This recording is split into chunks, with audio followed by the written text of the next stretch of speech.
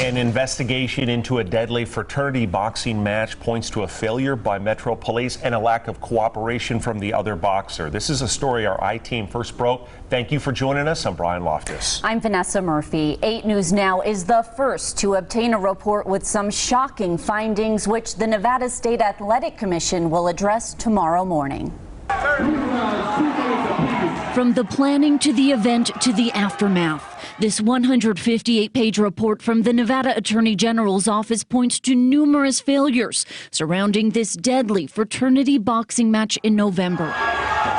20-year-old Nathan Valencia, seen here in the red headgear, took fatal blows to the head. He collapsed moments after the fight. I told him, "You're going to be okay. Like, just keep pushing through it." And I thought he was going to be okay. Daniel Corona is one of the more than dozen interviewed by investigators. Their 3 key findings: not all fighters were students, which led to confusion over what agency could regulate the fight. Metro Police failed to investigate whether foul play was involved.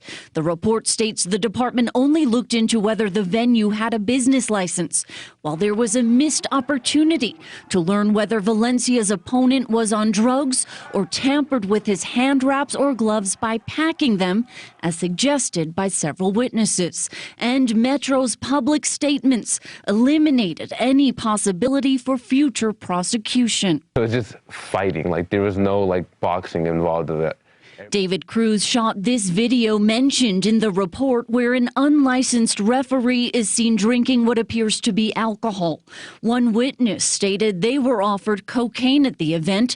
Paramedics said when they arrived, 2 groups they encountered appeared to be intoxicated. I think there is somebody to blame here, and I think it's the fraternity for organizing a poor event and not ensuring the safety of their fighters. USA Boxing's executive director told investigators the Kappa Sigma fraternity was repeatedly warned about the danger of holding events like this one. Investigators determined numerous protocols weren't followed.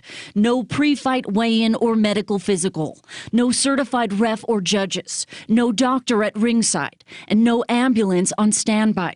No inspection of hand wraps, gloves, or headgear. Investigators say they examined gear used at the event except for Valencia's opponents.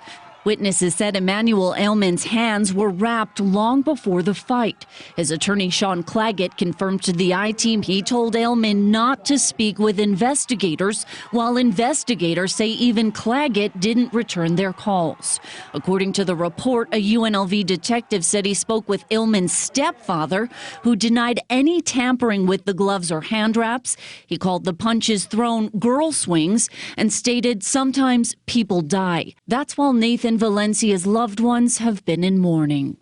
It's tough. It's really tough because he was a great guy.